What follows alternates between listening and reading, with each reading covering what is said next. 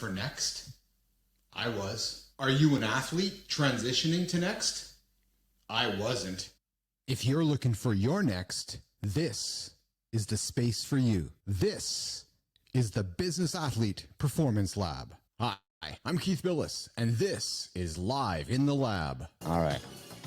A little bit of weirdness in front of the camera there for anybody's watching, because I'm like, hey, where's the button? Where's the button? I can't get it going. How did you go viral on TikTok? You were on America's Got Talent. How much did you get paid to be on AGT? Oh, you didn't get paid. Keith and Steve here in Live in the Lab. You're a great interviewer. I love it. 48 miles, 48 hours. And not just once. You ain't seen nothing yet. I hit 50 last time, and I'm like, yeah, things are a little different than they were 10 years ago. So trust me, things are to keep. You have no time for the BS that much of society seems to put on the table. Why is that? What you're talking about is real right now. There's just no bullshit here, but it's just real. We brought you in with some Marley. I said, Joseph, let's talk music for a second. You said, Keith, oldies, 60s, 70s, and 80s. I've never talked to a sir before. Why are you a sir? In many ways, we're the same story. I came from nothing. You came from nothing. I think the old saying goes that if you want a trophy, you climb Everest. If you want respect, you climb K2. I've built an AI myself, and it's pretty fascinating when you can have a conversation with yourself with your own knowledge. Have you done that before? Why are we rushing to make these tools if all they're going to do is hurt humanity? Does the world need an Oppenheimer moment with AI? What a fun show. What's going on? Business Athlete Nation! There we go. It kicks in on Monday nicely, doesn't it? Yeah. I sat down here today, didn't know what I was going to play. Was it going to be rock, hip-hop, country? We got a runner coming up today on the show. A fast runner, I suspect. Why do I know that? Last Monday, we kicked the week off with an Olympic champion, Robert Esme. This week, we kick off with another champion, Lisa Brooking. You have to stay tuned to hear more from her. We just bring champions here to the lab is what we do. Yeah, we bring people, those athletes out there that are going through their career and wondering what's next. Those athletes turned into business leaders, or those business leaders thinking they're athletes, wondering what's next. You know the time in your life where you're just, I don't know, who's speaking to me? We are. The lab is Live in the Lab and Keith Billis. We speak to you Monday to Friday, noon Central Time. Live. We do it live. You get all the uhs and ums and pauses and awkward pauses and moments that the post-show people don't get.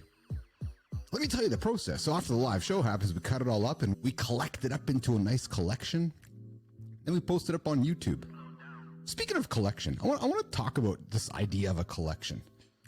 So we're trying to do things differently here in the lab, as you can see. And one of the things that we're doing, while I adjust my music piece in front of me here, one of the things that we're doing here in the lab is we're treating our shows like albums, like collections of content. And we're going to up the ante for the industry. Really? For the industry, he says. You can have big aspirations. Nah, but in all seriousness, we're taking our art. We're taking the art, the thumbnail of that first show, the themes, the stories from that show, and that cover art is going to tell a story about that show. Very similar to when you buy an album. Those things, those vinyl, an album. The cover art. What comes inside of that cover art is all that beautiful content that the artist created. We're doing the same thing here in the lab. The content we're creating is special. It's meaningful. It's inspirational. It's for you guys to help you get through your day. And we're hoping that if we put some great content together, wrap it up in a nice package, you're going to want to collect it. If you go back and look at some of our most recent shows, go look at Chris Dingman's show, go look at the playlist over on YouTube. Go look at Patrick Mork's show. Go look at the playlist on YouTube. Go look at the Andrew McConnell show. You know, the guy that moved to the island with his wife because they figured that, hey, why not? Let's challenge all assumptions in life. Let's go live on an island. They haven't come back. But go look at the art. Every episode tells a story captured by that AI-generated art. And the aspiration is that over time, we'll work with and we'll collaborate with all those wonderful AI artists out there that want to create art for Live in the Lab and for you, our audience, and for our guests. So that's what we're doing. Check it out. Check out the most recent stuff. Collect your favorite episode. Save it in your YouTube playlist.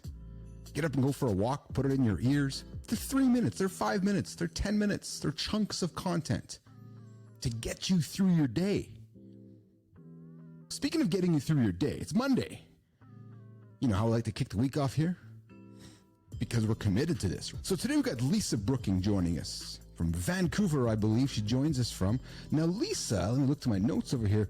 Lisa is a healthcare professional, athlete. She has won the Miami Marathon. Yeah. Came in first place in the Miami Marathon.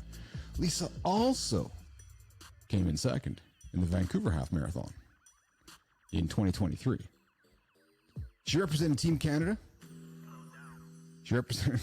So I got to tell you guys something. I'm leaning over off camera probably because you remember that eye doctor appointment last week? I do. I popped some new contact lenses in this morning, and I'm thinking that one of them might not be working like it was supposed to be working. So I'm like, the text is looking further away from me today. And I think you guys all can relate. That's why I'm being vulnerable right now, because I think you can relate. So as I look off my camera again to the notes over here, we got World Championship Lisa Brooking for Team Canada representing 2018, and she also represented Team Canada in the Pan American Games. So let me go get my eyesight sorted out. Let's welcome Lisa Brooking into the lab and have a wonderful conversation with Lisa Brooking. Today in the lab, we're diving into the intersection of healthcare, leadership, and athletic excellence with Lisa Brooking. Lisa isn't your ordinary healthcare leader. Starting her career as a critical care nurse, she's navigated the complex terrains of tertiary, acute, primary, and specialty care, emerging as a dynamic voice in both the private and public sectors. Her journey is a testament to the power of progressive growth and striving toward next. But that's just the tip of the iceberg. Lisa is an accomplished athlete who has claimed victories and podium finishes in prestigious marathons and championships. From winning the Miami Half Marathon in 2022 to securing second place in the Vancouver Half Marathon in 2023, her athletic prowess is undeniable. She's proudly worn the Team Canada jersey to World Championships and Pan Am Games, showcasing the same determination and resilience in sports that she brings to her career. Lisa's leadership style is hands-on, purpose-driven, and transformative, which has rightfully earned her the Young Woman of the Year title from the Business Women's Association. Her ability to inspire and engage isn't confined to boardrooms and hospitals. As a public speaker, Lisa connects with healthcare professionals, students, and athletes, sharing her journey and insights. Join us in the lab today as we explore how Lisa bridges the worlds of healthcare, leadership, and elite athletics, and what we can learn from her relentless pursuit of excellence. Lisa Brooking. Wow. How are you? I'm great. How are you? Welcome to Live in the Lab. Oh, thanks for having me. What a great way to kick off the week. Thank you. Yeah, I think so too. I was looking forward to today's show. I sat down here today. I did a little bit of research and I was like, yeah, there's going to be some energy to the show. And then you walked into the lab and I'm like, oh, there's going to be a lot of energy on the show today. Oh, thank you. Feelings mutual. Awesome. So where do you join us from? Vancouver, British Columbia, West Coast gal. Yeah, always Vancouver? No, actually, I should say I'm originally from a small town in Ontario, but I've been out here for so many years, I now consider this home. Great place to run. Yes. It's the Caribbean of Canada. Yes. So accomplished. So let's get into Lisa Brooking. So I'm going to pull my notes up. I made the font a little bigger right now so I could actually see it. I'm at that age in life where it's every single month and every single year the font changes. And I'm like, oh, okay. So some of those recent athletic highlights, a Miami Half Marathon 2022 winner, that's a significant accomplishment. Mm-hmm. Yes, and a complete surprise. With the pandemic, there wasn't a lot of road racing opportunities. And so I was just grateful to be able to get outdoors as we were all under restrictions. So to be able to get outdoors and train, let alone to race. So that was my first race post-pandemic on the road race scene. And so really had no idea what to expect. I was just so pleased to be back running and just that joy of community and running a road race And it was a very pleasant surprise finish, that's for sure. Congratulations on that. And then you followed that up by the Vancouver half marathon. You ran a 1:16 and you came in second. Yes, 90 seconds behind an Olympians. I think that's pretty good in my books. And to be on local roads and just have the cheering from friends and family that I have out here is just fantastic. Take me through that experience, Lisa. Yes. So again, with racing locally, it just happened that my work schedule had changed. So luckily I was able to enter last minute. So I have one of those bibs that clearly was the last minute entry. And as I get older and I toe these start lines, I realize the landscape's very much changing. But despite not recognizing too many on the front line, I certainly knew the course well. And again, it's like stomping grounds. This is where I live and train. So it was certainly fantastic to just go through those motions and to place second. Did you know you were that close behind that Olympian along the way? Yes, we went through halfway together and then she pulled away. She just has those wheels. And I was just happy. I was a bit in low man's land there. That's one of the, I think, hard pieces about when you're running an elite field and there's not other women or men that are running around that pace, you can find yourself alone. And sometimes it's hard to keep up the pace when you're not with somebody else to push you along. But she just was able to pull away too quick. I couldn't hang on, but I had a line of sight on her and just went through the 21 kilometers and was happy to run an hour 16 on a hilly course. And then, I'm looking forward to running Miami again in January and see what I can do there. That's awesome. That is awesome. So you mentioned the bib number. Talk about the power of the bib number. Actually, I typically don't pay too much attention to it. At the end of the day, it's really what's within than what you're wearing on the outside. Mm-hmm. But very grateful to be in the elite field and continue to be in the elite field again as each passing year. It's like any sport, you can be in or out. And so I'm really grateful that I'm able to put down the times that allows me to enter into the elite field in these international races. Let's keep the introduction of Lisa Brooking going. So talk about yourself professionally, Lisa, and introduce yourself to the audience from the professional side of things that allows you to blend that athletic career into your lifestyle. What do you do professionally? Thank you. So I'm the CEO of Health Code Medical. We're a preventative-based early detection health optimization clinic. We are rooted in functional medicine, so we get to the root cause of things. And instead of doing symptom management, we're really understanding what is the driver to that health change so that you can achieve optimal health and longevity. My background professionally is I came up through nursing. So I'm a critical care ICU nurse. And then I've had a progressive career through various levels of management and leadership and different exposures within the healthcare ecosystem, such as acute care, specialty care, primary care. So on your journey from a critical care nurse to a healthcare leader and an elite athlete, very inspiring journey. You didn't stop in one place, you kept going. So can you share a key moment or decision that propelled your growth in these fields? I never thought I'd leave the bedside. I love the bedside. I love caring for patients and really helping them overcome their health challenge and then hoping to set them up for success. And then I realized, what if I broaden my perspective and take care of more patients and lead a unit, lead a program. And so I very much felt inspired to take what I've learned from the bedside and that delivery of care and how important that connection is. It's both a science and an art.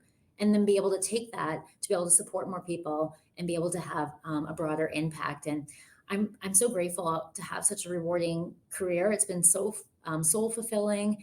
And by no means as a young girl did I think, I want to be a CEO of a company. I wanted to have a purposeful career. I wanted to serve and I wanted to add value. And I'm lucky I wake up every day.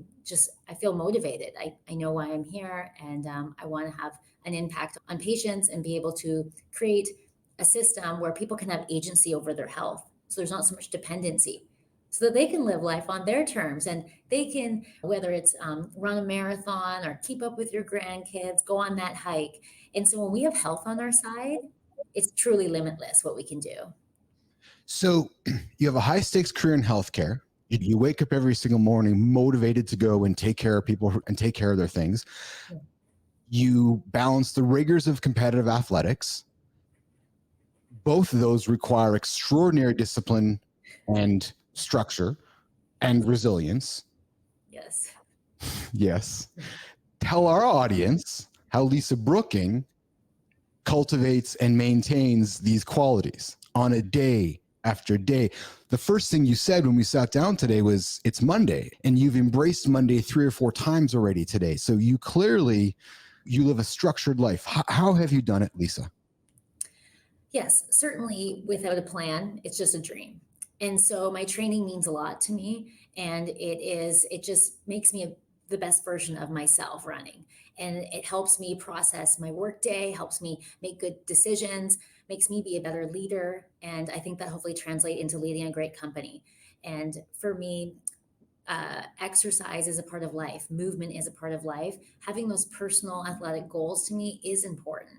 And so it's not, oh, shoot, I have to go for a run. No, this is for me. I'm doing this for me. Who knows how long I'll be able to compete at the level I do, but I seem to have another kick at this can and really embracing it. And I think that's what it comes down to is embracing opportunities, living life with intention and purpose.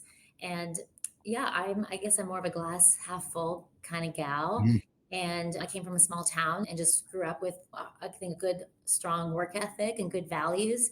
And so, in order for me to deliver the best for this company and to lead this company, I need to be my best self, which means I needed to take care of myself holistically. And what's beautiful about being in this space, which is more health optimization, early detection, longevity, is it's ahead, it's looking ahead, it's optimizing.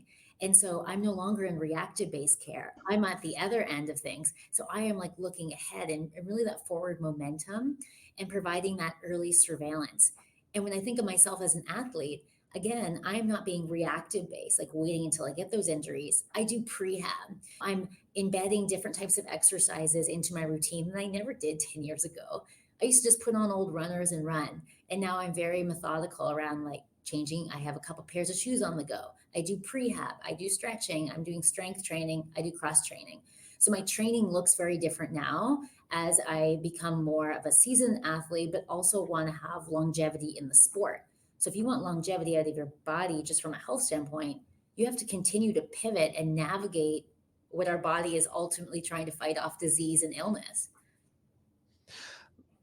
There's a common theme that is coming up time after time with guests in the lab, Lisa, has been this theory of I get to do this instead of I have to do this. Mm-hmm. Our guests don't grind it out. It's clear to me when I talk to them, like, no, I don't grind. I'm grateful that I get a chance to do this. Mm-hmm. So the next question I want to ask you is, to the person listening right now who feels like they have to do something, how do we get them to a point of gratitude, Lisa?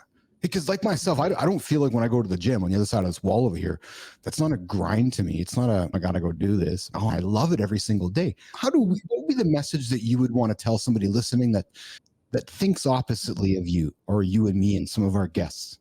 Mm-hmm. Find that purpose. When I think back to my days at the bedside and those night shifts and working Christmas Day and such, it's not about me, it's about the patients that I serve and various levels of leadership and now leading this company and leading other organizations. It's really purpose driven. And so if you find that purpose, I think that energy and motivation comes along with it.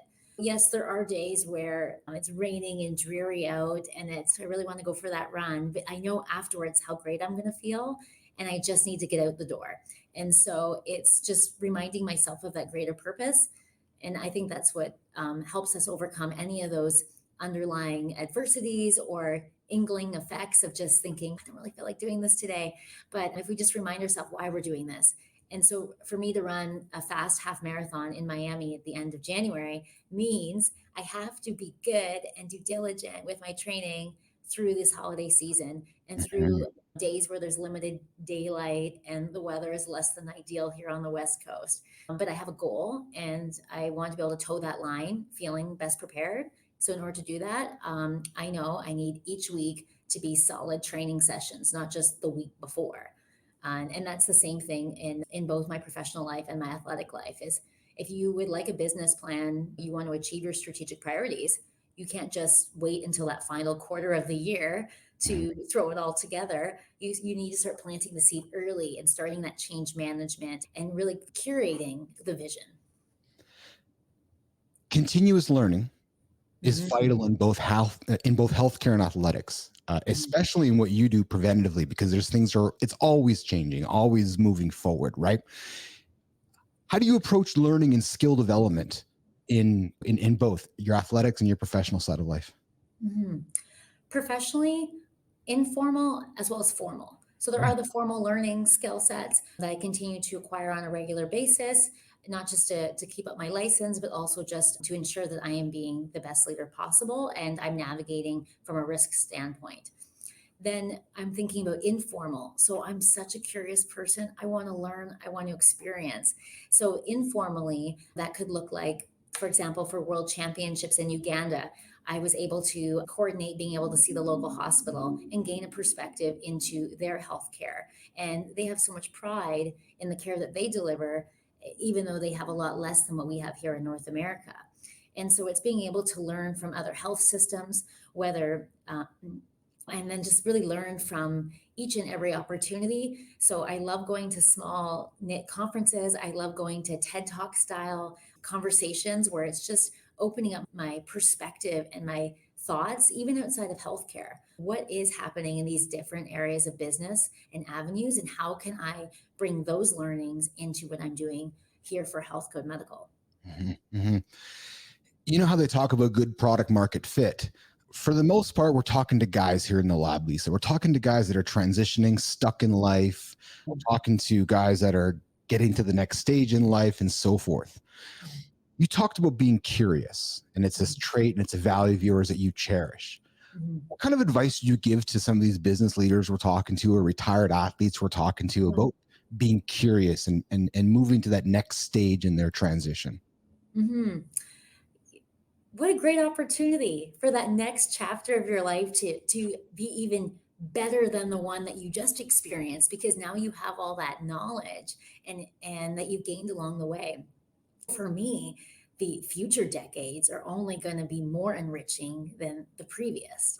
And just to have an athlete that's performed at a very high level, how are those skills transferable into business, to sport? How can you give back to sport? And how can you be a positive influence in the world and not just somebody looking for that cheap win or that this, that? It's somebody that's been, have a legacy. And so, what I think is so extraordinary is individuals that are creating that next chapter in their life, for better or for worse. So, whether they're a CEO that maybe the company has gone in a different direction and they've decided to let go of that person, or a professional athlete that no longer was selected for that team. Okay, yes, we feel like this is how we define ourselves. My life is over. Or we can say, okay, this happened to me, this door is shut, but other doors are going to be opened with the right mindset, and look at all the tools in my toolbox I bring with me. And I've been grateful to have this extraordinary athletic and professional career thus far, and I feel it's all this building blocks as well as intertwining into, I think, something hopefully impactful for the greater good. I've often said, Lisa, that in a world of AI and easily obtainable knowledge, uh, the value that these wrinkles on my forehead and the gray hair on my head, and to all the guys that are listening right now, has never been higher, right? Because it's that experience and that knowledge and that those learnings that we've had that perhaps AI can't replace right now. You follow me? Exactly. So what we're realizing with AI is anybody can be taught a skill. A skill can, Mhm. a computer can produce a skill, chat GPT, a robot. Okay, so that means we need to retool or recalibrate. So yes, you were known for your skill, but if you actually take a step back, it's not the skill itself. Yes, you have proficiency in that skill. It's actually how you've navigated those tough times and how you've overcome these challenges. And so that is the lived experience that a computer can't give you. So that's why I think these leaders that, or professional athletes or folks that feel like, oh, I'm in my 60s, am I just washed up now? No, you're ready for prime time, Mhm. because the world is only becoming more complex. And we need the mentorship and leadership from those individuals to then help foster that true sustainable efforts in terms of companies. Mhm. And so for myself, I have individuals I draw on that have more years of experience than I do. And that's where that mentorship comes from, is I'm learning from lived experiences from somebody with 30 more years than I have, to say, okay, what did you navigate? Even though it's a different period of time, a lot of the same challenges come up within those cycles. Those human challenges, right? Those Mhm. human things that we all encounter as human beings have never had more value because knowledge is largely commoditized now, to your point, right? Skills Mhm. are largely readily available with AI, which leads me to this question. AI is the thread that we weave into many of our shows, many of our conversations here in the lab. And Lisa, you are building a business that looks into the future. Mhm. AI does a wonderful job helping with looking into the future. So Yeah. how have you weaved that technology into your business and how do you see it Mhm. weaving into your business over the next 3 to 5 years? Hmm. It's only going to enhance. And the more technology, whether it's through blood testing, imaging, wearable technologies, is going to give us a further window into your specific health and provide that precision health status. So, where are we in terms of that health status and being able to navigate? So, we see health as an asset class. And because of that, we have short and long term goals, and we're able to advise and navigate the individual through that. There are many factors that affect our health. There's toxins in our environment, there's stressors, there's so many things that make up our health, and our health is never static. And because it's always changing, we need to be able to adapt with it. So we are very fluid in our ways to be able to support our patients, but while not losing sight of their ultimate goal. So if their goal is to lose a significant amount of weight or to really get off the need for those diabetes meds, to really shift that trajectory, okay, that's your goal, and we're going to get you there, but we're also going to navigate through every twist and turn with you. You get sick, maybe it's long COVID, this happens, so you have extra stresses at work. And being able to have a model of care and a team that moves with you, I think, is really what creates sustainable change. Mhm, mhm. Do you use ChatGPT in the office? I've only used it twice. I can't figure the thing out, but no, we don't use ChatGPT, but I'm sure one day it will be something I employ. Healthcare is very personal. And so while there is all this technology out there, it's still very siloed, number one. And number two, it still doesn't have that personal touch. Yes, our blood is the same color. Genetically, we're made up differently. But then there's also another layer that the technology can't tell us. So it can tell us genetically, Keith, you are this X, Y, and Z. You're predisposed to that. We see you have these underlying conditions. And I'm sure ChatGPT could give you a full layout of what you should do for the next year to achieve your ultimate goal. But there's that personalization piece. There's the feelings that otherwise you need a team to be able to support you and to be able to provide that level of expertise. And so we are able to do that in a comprehensive way, but then something that's also tangible for our patients. Mhm. I wondered, so I would invite you to try ChatGPT on your iPhone, but Okay. in a perspective where you're talking to it.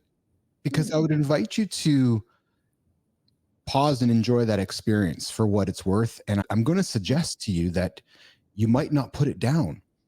And Mm. you might find that it becomes a tool you weave into your practice. I find it is very personal. It is a real wonderful way to engage with. I'll use it. It's funny because when I was talking with the fellow, I was talking with Matt, one of my guests last week. He kept referring to oh yeah, Ian Miner. Ian, Chat GPT was he to him actually. But when I'm talking to Chat GPT, I find it can be very personal, Lisa. I can have an Mhm. engaging conversation. I'm certainly not dismissing what you and I both value, which is the human connection, but it's certainly, listen, I don't get a lot of time with my doctor or a preventative healthcare person, right? It's 5 minutes, 10 minutes, 15 minutes, then it's done. I'm able to really have an ongoing conversation with my agent Mhm. to fill the gaps in for me. Do you follow me? I think there is certainly value to have technology such as ChatGPT in our healthcare model. Mhm. We are an annual membership, and so we are there for you throughout the year. We Mhm. have an annual medical that does that, the standard pieces, the cancer screenings. We do a lot around neurocognitive declines. The brain is the one organ we can't transplant, so we have to take really great care of it. And so we do a lot around brain health, as well as what you'd expect from a physical, a stress test, layers like that. And then we overlay this personalization piece. So if you want to do a deep dive into cancer screening or a deep dive into an area of interest, do I carry the gene for Alzheimer's? We're able to really deep dive into those area focuses for individuals. And then once we receive the report from the medical, we support you throughout the year. We have a health coach, nutritionist, longevity coach, and then access to the medical team, such as the physician and nurse. It's almost like your own personal team throughout the year that's able to navigate with you. You do have your Aura ring and different wearable technologies. And if the team is able to have access to that information, it enables us to be able to support our members from afar. And we've been able to prove that, given majority of our members are not from British Columbia and many not even from Canada. And so we are doing something different. We're in a unique space, and we're a boutique offering that's just looking at functional medicine and early detection and approaching it a little differently than some of the other businesses out there. And like you had said, there's new technologies emerging every day, and we're constantly bringing those in.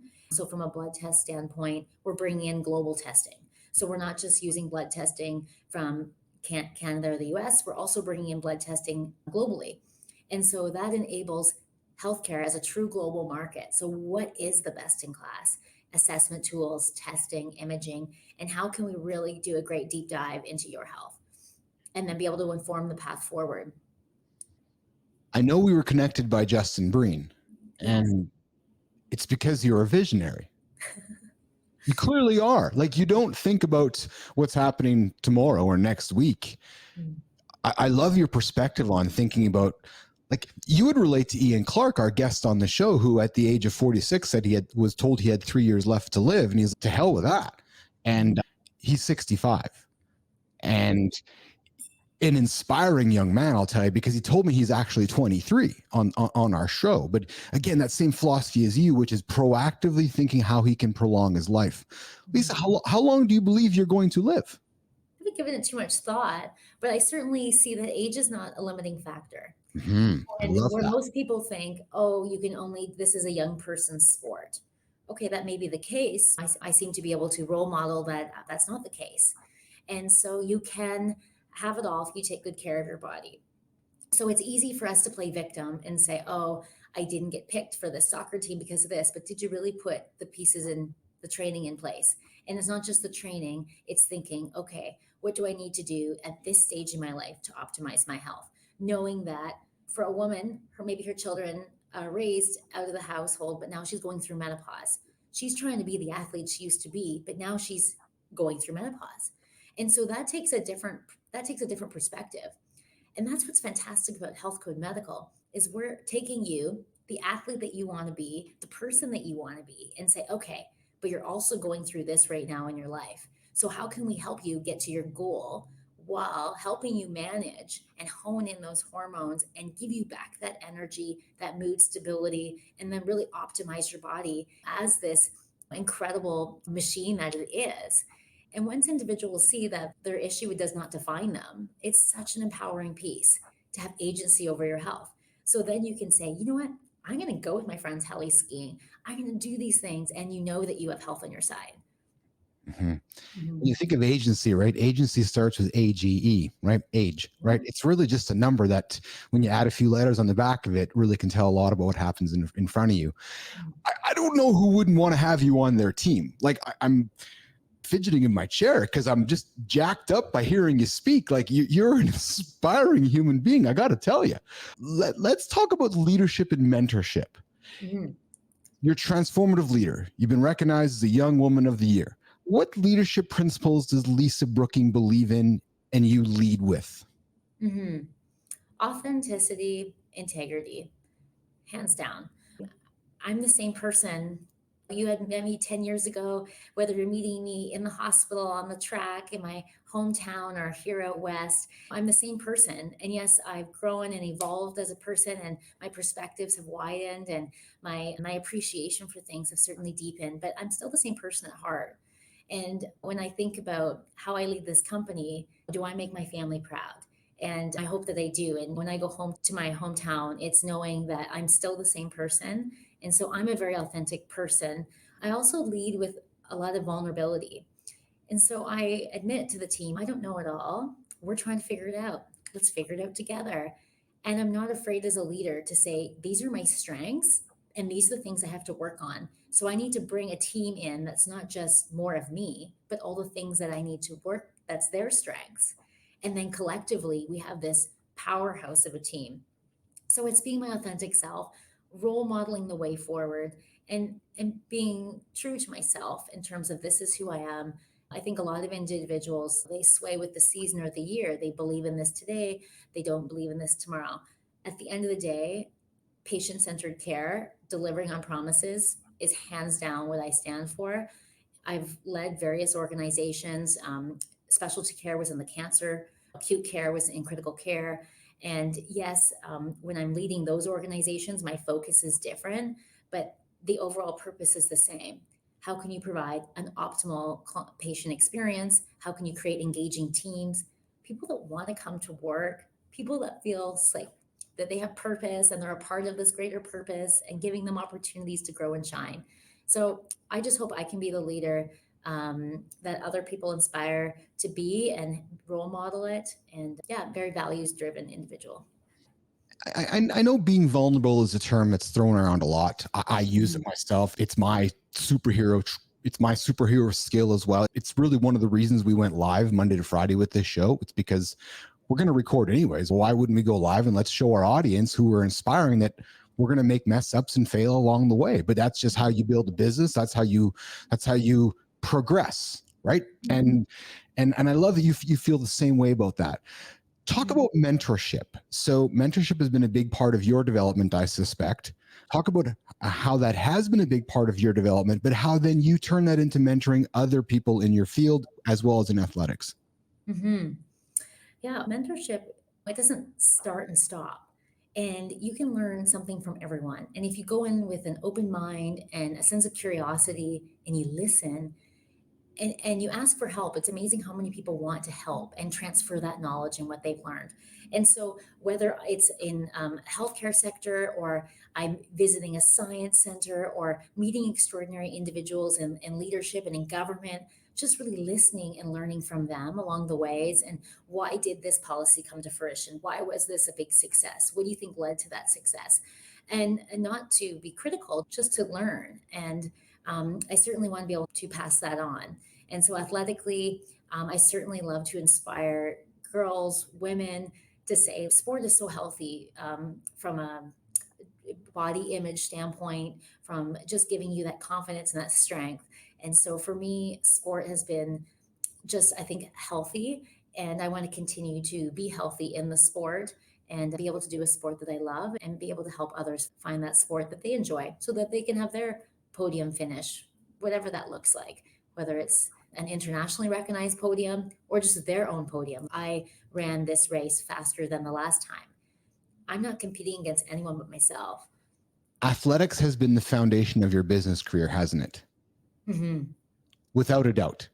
Hmm. Absolutely. One interesting thing about representing the national team is running as an individual sport.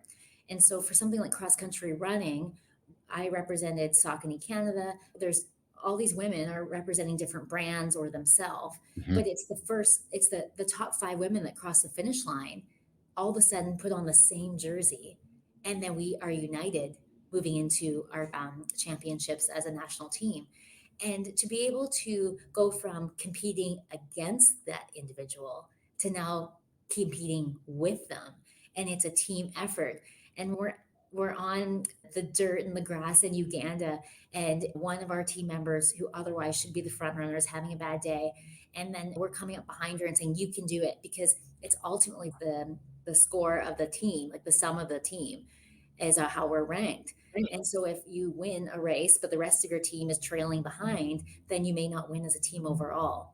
And so for me, cross country running has really showcased and role modeled that yes, it's an individual sport, but then collectively you have to come united to then represent your country well through good sportsmanship and a collective effort.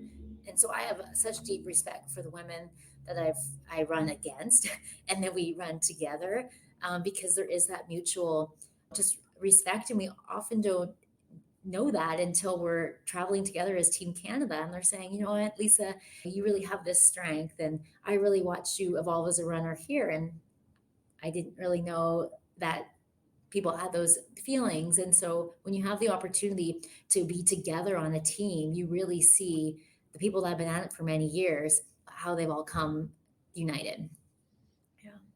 What does wearing the flag feel like to Lisa Brooking? Oh, tears of joy.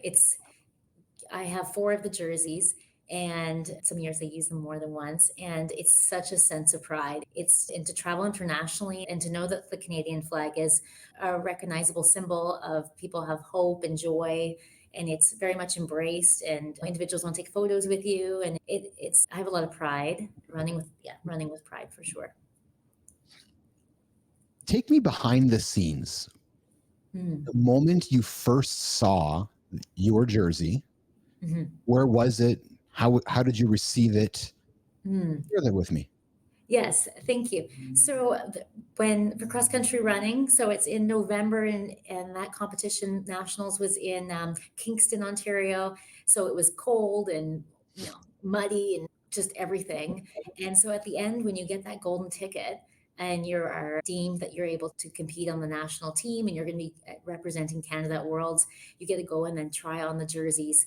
And even just trying them on to figure out which size fits you, it was just such an overwhelming experience. I forgot how tired I was from the race.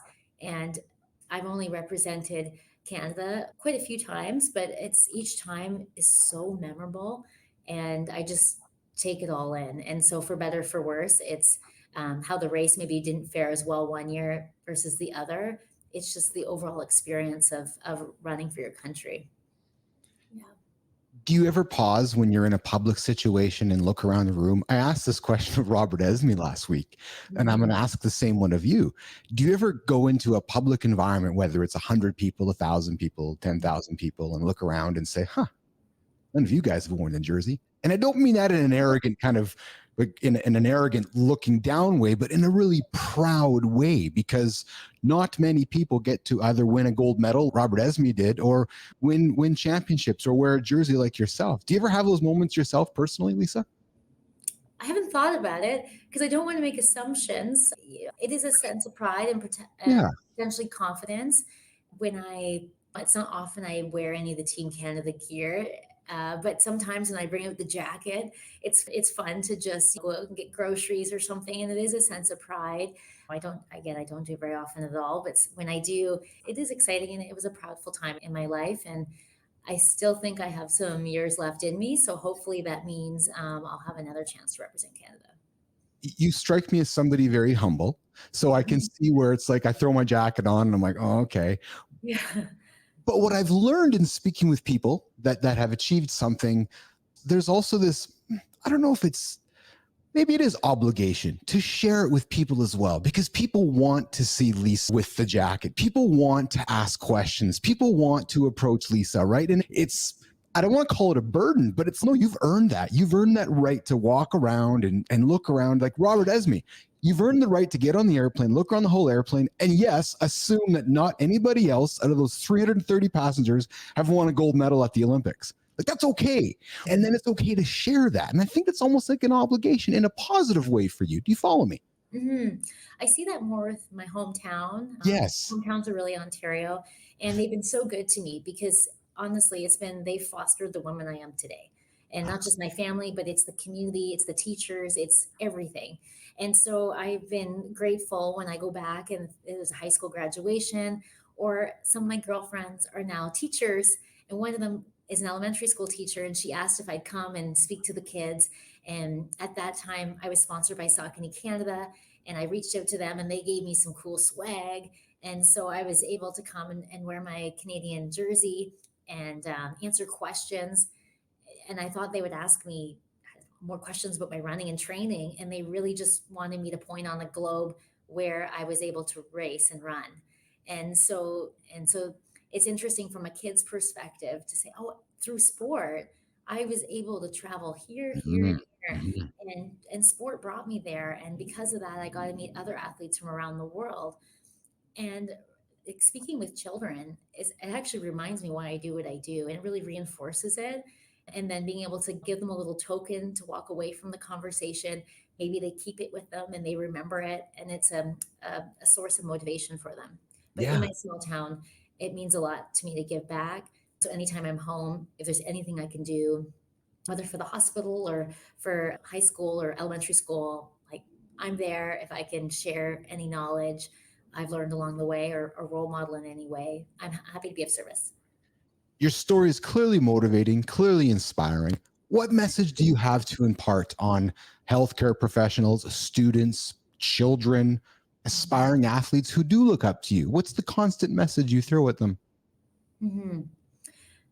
It's easy to say something's not possible. And I think in today's society, it's, oh, that won't work. That's not going to happen. Or things are changing so quickly, there's no point even going after it. But if you have a fire lit inside you, go with it. And even if your dream seems impossible, it's not. When I worked in the hospital sector in reactive based medicine, we'll call it sick care, I was so proud of the work I did, but I just had this lingering feeling like, why are people coming for triple bypass?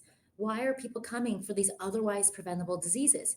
Yes, in ICU, there's car accidents and accidents that happen, but preventable. So people are coming to the hospital for an otherwise preventable issue. Why? And why are they coming in droves? And why do they need those stents after the bypass surgery? Like, why are we not fixing the underlying problem? Why isn't there just an importance on sick care as there is on healthcare? And so it has been with this thought and being able to get the schooling and experience to be able to bring this clinic to life. And to me, it's just the perfect blend of who I am as a person, athletically, professionally, and I embody everything Health Code Medical does. And I'm just excited for it to reach more individuals. So I would say when there is a will, there is a way. Ultimately, I'd love to be able to speak with policymakers, government officials, people that can invoke change to showcase what work we're doing here and say, this does work. This does get people off their needs and dependencies for these medications. And you shouldn't rely on your family doctor to keep you healthy. That's not their job. It's your job as an individual. You go there when otherwise you can't keep yourself healthy, but you can't expect the system to take care of you. You have to take care of yourself. And that's seen in every aspect of life. Financially, nobody's looking after your financial well-being. You have to take care of it. You have to invest accordingly and educate yourself. I would love Health Code Medical to be that trusted source as we enter this new frontier of medicine that's bringing in all of these technologies, all of this awareness, and then organizing it in a way that gives you a plan. Because otherwise, it's all siloed and there's just so much data, it's hard to know what direction to go in. So it's being able to take the noise out of it and just provide precision health for you. So is it a keto diet? Is it this much sleep? Is it what for you? What does that mean for you to get your health back on track and to optimize your health? We're truly moving past the world of bro science to measurable science, aren't we? Like, Yeah. really, like with wearables and technology around us, there's really no need to guess anymore, is there, Lisa? No, but it's being able to tie that in. And Mhm. so there's so many fascinating technologies out there. So we think of sensors in a toilet, and now you're seeing how hydrated or dehydrated you are, or a level of sodium. That is such an important measure for somebody with heart failure. So if you're able to take that number and then tell the individual, oh, you need to do X, Y, and Z today, which is good because I don't want to see them come into emergency with their lungs full of fluid or their ankles swollen. And people with heart failure are really ride a very narrow line in terms of what they can do in terms of their sodium intake and their fluid balance. And that was just one example. So often individuals seek the urgent care and then they leave, but they don't actually wonder, maybe I didn't need to have that episode to begin with. That's the underlying That's the foundational piece. We don't want our bodies to need access to urgent or emergent issues. We just want to keep it in this nice, safe zone as we go through the different stages of life. We're optimizing, preventing, and working within that lane. Because if we're continually getting sick and one extreme to the other, our body it's being worn down when it's unnecessary. You could just prevent the plaque from building up to begin with. Lisa, as we wrap up our very enjoyable hour together, I thank you. Is there anything that I have not asked you about that you want to throw on the table for our audience to be aware of about Health Code Medical or about Lisa Brooking? Thank you for that. A couple quick things is people say, if there was one thing I can do for my health today, what would that be? For one, I think it's find out more about your health, which we help you find out more about your health so you can make more proper decisions moving forward. Movement is medicine. And so it doesn't need to be fancy. It doesn't need to be a fancy gym membership or anything. It just, movement is medicine. It gives you those wonderful endorphins. It just breathes so much life into our bodies and excretes all those toxins out our pores. So movement is medicine. And thirdly, we use in society, we are already harnessing aspects from around the world. So could you imagine if you could only buy a car that was made in Canada? When we love the luxury of being able to buy international vehicles and technologies and such like that. So with healthcare, why wouldn't we be able to harness different lab tests and people who are really on the cutting edge?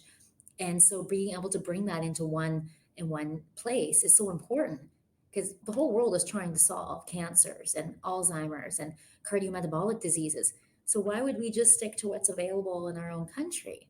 Why not see what other great technologies are out there so that globally we can improve the health for all? Inspiring, Lisa. I was trying to find the right word and I just ended up on that one that I started my day with, which is you are very inspiring. I really enjoyed hearing from you today and the journey that you're on. Thank you for joining me and my audience today. Oh, thank you very much for having me. Absolutely. So I'm just going to throw it into the green room. I'm going to say goodbye to the audience and come back and walk you out of the lab. We hang around for a minute? Absolutely. Thanks. Awesome. Hang tight. All right. So we are back here at the front. Lisa Brooking is out, and you heard what she had to say, which was movement is medicine. And it's interesting because as I wrap up a show with a guest, I'm always looking for a hook. And I had a few in my head, but when she threw that one on the table, that was an obvious one. And I've often said this to you guys. I hope you're not listening to the show while you're sitting down. Get up, get it in your playlist and go move around. A few minutes here, a few minutes there. We're going to chunk this show up to keep you moving. I hope you enjoyed today's show. We're back tomorrow, Monday to Friday. Tomorrow's Tuesday. We're back here in the lab, Monday to Friday, noon Central Time. I'm going to go walk Lisa out of the lab, and I'll see you guys tomorrow.